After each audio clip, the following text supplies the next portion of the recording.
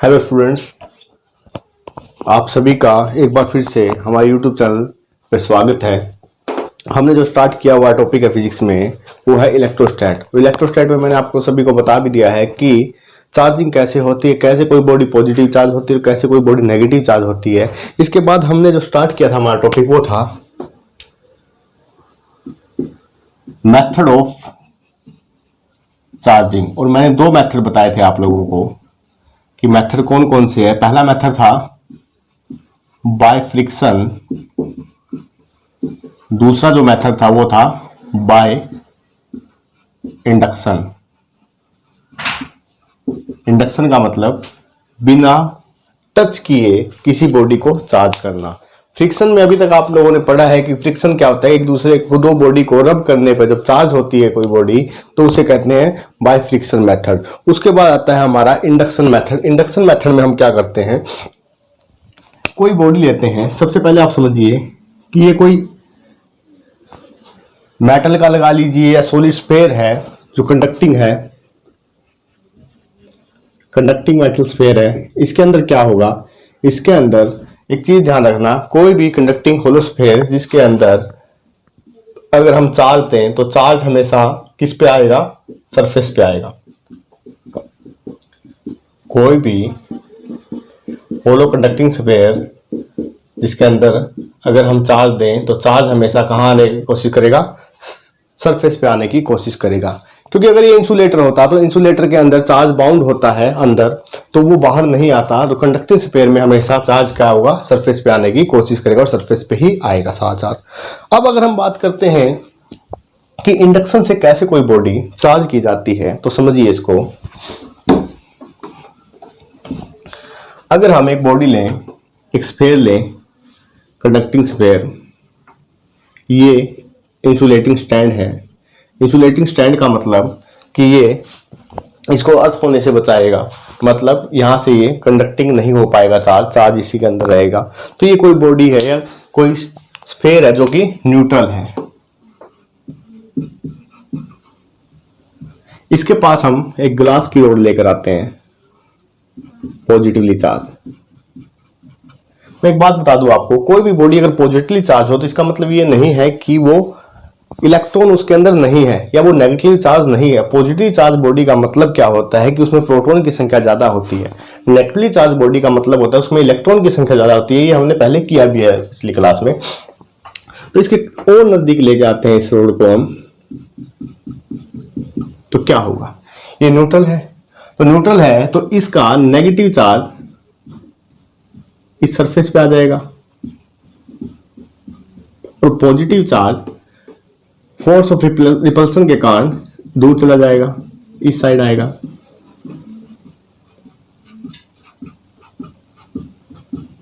ठीक है,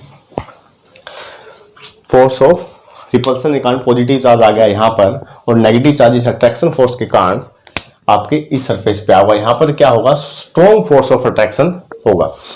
अब एक चीज समझिए कि जब भी कोई बॉडी पॉजिटिव चार्ज होती है, नेगेटिव चार्ज होती है, तो प्रोटॉन का ट्रांसफर नहीं होता, हमेशा इलेक्ट्रॉन का ट्रांसफर होता है। ये चीज आप याद रखोगे कि कोई बॉडी जब भी चार्ज होगी तो वहां पर इलेक्ट्रॉन का ट्रांसफर होगा, प्रोटॉन का ट्रांसफर नहीं होगा। ये आपने पढ़ा भी है अभी तक कि मैंने पहले बताया था कि जिस बॉडी में पॉजिटिव चार्ज होगा, जो बॉडी पॉजिटिव चार्ज होगी, वहां पर इलेक्ट्रॉन क्या होंगे, कम होंगे, मतलब इलेक्ट्रॉन ट्रांसफर हो चुके हैं। और जिस बॉडी पर नेगेटिव चार्ज होगा, मतलब जो बॉडी नेगेटिवली चार्ज होगी, उस पर क्या होगा, उस पर इलेक्ट्रॉन गेन होंगे, मतलब उस पर इलेक्ट्रॉन आए होंगे। ठीक है, तो हम इसमें ये नहीं कह सकते कि प्रोटॉन के कारण कभी भी कोई बॉडी चार्ज और नेगेटिव चार्ज और पॉजिटिव चार्ज होती है।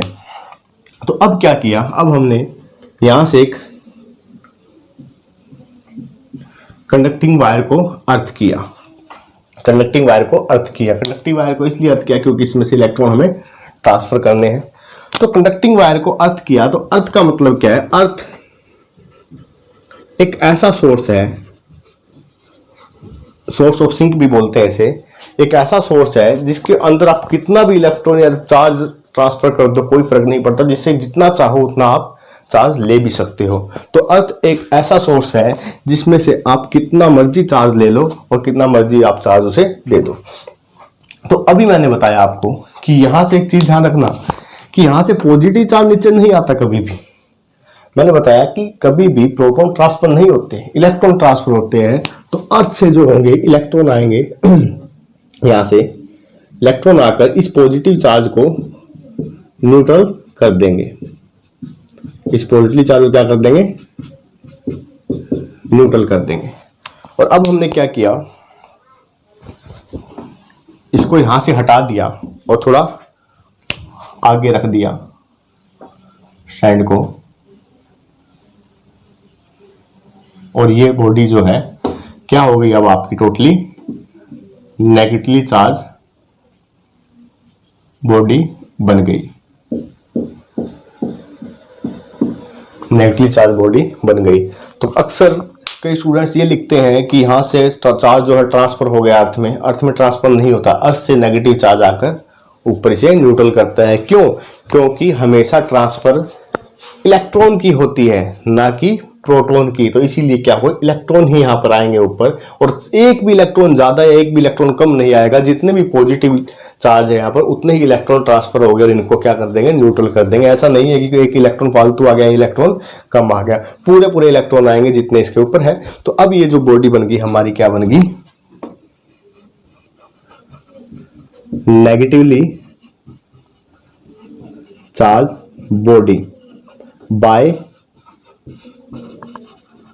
इंडक्शन। क्या बन गई? Negative charge body by induction. Induction से कोई भी बॉडी हमने नेगेटिव चार्ज बना दी। इसके बाद आता है म्यूचुअल इंडक्शन।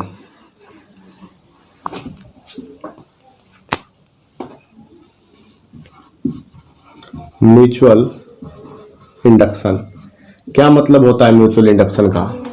देखिए, इस म्यूचुअल इंडक्शन पर बहुत सी डिवाइसेस काम करती है, इस मेथड पर, इस प्रिंसिपल पर। म्यूचुअल इंडक्शन पर सबसे पहले तो आपको मैं बता दूं कि ट्रांसफार्मर सभी ने देखा होगा, जिसके थ्रू हमारे घरों में बिजली आती है, लाइट आती है। डीएचबीएन के अंदर या सब डिवीजन के ऊपर ट्रांसफार्मर होता है, जिसमें हम वोल्टेज को स्टेप अप और स्टेप डाउन करते हैं, वोल्टेज बढ़ाते हैं, घटाते हैं। वो सारा म्यूचुअल इंडक्शन पे काम करता है। स्टेबलाइजर होता है, हर एक चीज में आजकल इन्वर्टर है, स्टेबलाइजर है, इसमें ट्रांसफार्मर का यूज होता है, छोटे से लेकर बड़े लेवल तक। तो म्यूचुअल इंडक्शन का ही प्रिंसिपल काम करता है। म्यूचुअल इंडक्शन कैसे होता है? दो बॉडी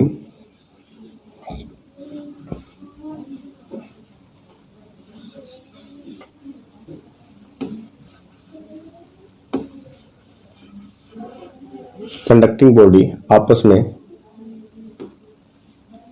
अटैच कर दिया इसे। अब देखिए,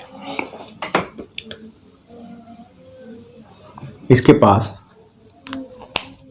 ये न्यूट्रल है दोनों बॉडी, इसके पास एक ग्लास रोड लेके आए, पॉजिटिवली चार्ज ग्लास रोड। तो क्या होगा, इसका ये जो हिस्सा है सरफेस, यहां पर क्या होगा? नेगेटिव चार्ज आ जाएगा। यहां पर क्या आएगा? Positive charge.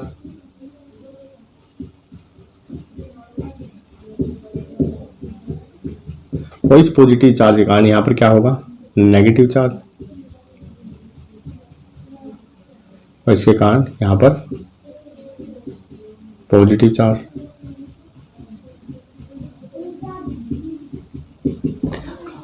अब इनको अलग अलग कर दो।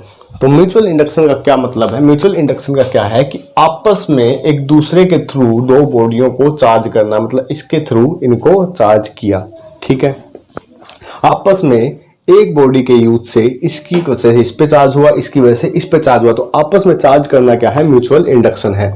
अब इसके बाद आता है कि किस बॉडी पर कितना चार्ज है, हाउ मच चार्ज, ठीक है। किस बॉडी पर कितना चार्ज है, कोई बॉडी चार्ज है या नहीं, वो हम कैसे पता लगाएंगे? किसी बॉडी पर कितना चार्ज है, कोई बॉडी चार्ज है या नहीं, उसका पता लगाने के लिए हमारे पास एक डिवाइस है, और इस डिवाइस का नाम क्या है जो हम आगे पढ़ेंगे। इस डिवाइस का नाम है gold leaf electroscope, gold leaf electroscope. इस डिवाइस से हम पता लगाते हैं किसी कोई बॉडी चार्ज है या नहीं है, या किसी बॉडी पे कितना चार्ज है। किसी भी बॉडी पर जितना चार्ज होगा उसका पता लगाने के लिए जो डिवाइस यूज होगी वो क्या होगी, गोल्ड लीफ इलेक्ट्रोस्कोप। इसका हम नेक्स्ट क्लास में पढ़ेंगे कि क्या होता है ये। तो इससे पहले क्लास ओवर करें, मैं क्वेश्चन करना चाहता हूं कि अगर मैं आपसे पूछूं कि एक बलून को आपने चार्ज किया बालों से, आपने एक बलून को रब किया अपने बालों से, उसके बाद अगर दो दीवार है आपके पास, दो दीवार है, वॉल है, ये मेटल वॉल है, एक तो मेटल की वॉल है और एक क्या है, ईंटों की बनी हुई, ठीक है, पत्थर की दीवार। तो आपसे अगर मैं पूछूं कि इन दोनों दीवारों में जब हम इस बैलून को लेकर आएंगे इनके पास, तो आसानी से बलून किस दीवार पे चिपकेंगे, आसानी से बलून किस दीवार पे चिपकेंगे, तो इसका आंसर क्या होगा, ठीक है। और आंसर पता करने के लिए आपको कुछ ज्यादा पढ़ने की जरूरत नहीं है, अभी तक मैंने जितना करवाया उसी में आंसर छिपा हुआ है। मैंने आपको बताया था कि इंसुलेटर क्या होता है, कंडक्टर क्या होता है। इंसुलेटर वो होते हैं जिनके अंदर फ्री इलेक्ट्रॉन नहीं होते, और कंडक्टर क्या होता है जिसके अंदर फ्री इलेक्ट्रॉन होते हैं। तो ये मेटल है, मेटल कंडक्टर है, और ये दीवार है इंसुलेटर, तो इसके अंदर फ्री इलेक्ट्रॉन नहीं होंगे। और जब हम इस मेटल की दीवार के पास गुब्बारे को लेके आएंगे, ऐसा नहीं चिपकेंगे नहीं, इस मेटल की दीवार के पास जब हम अपने बलून को लेके आएंगे तो यहां पर इसको अट्रैक्ट करने के लिए, मान लीजिए बलून पे पॉजिटिव चार्ज है तो नेगेटिव चार्ज इलेक्ट्रॉन इस पे बड़ी इजीली से इकट्ठे हो जाएंगे। जैसे हमने इस एरिया में इस बलून को लगाना है तो इस एरिया में जो फ्री इलेक्ट्रॉन है, मूवमेंट इलेक्ट्रॉन ज्यादा होती है मेटल में, कंडक्टिंग में, तो वो इजिली यहाँ पर इकट्ठे हो जाएंगे और उसको आसानी से चिपका लेंगे एज कंपेयर टू इंसुलेटर। मतलब इस दीवार, पत्थर की दीवार के मुकाबले यहाँ पर जल्दी हो जाएंगे। तो जल्दी किस पे चिपकेगा, आसानी से किस पे चिपकेगा, मेटल की दीवार पर। तो नेक्स्ट क्वेश्चन करेंगे अगली क्लास में, गोल्ड लीफ इलेक्ट्रोस्कोप।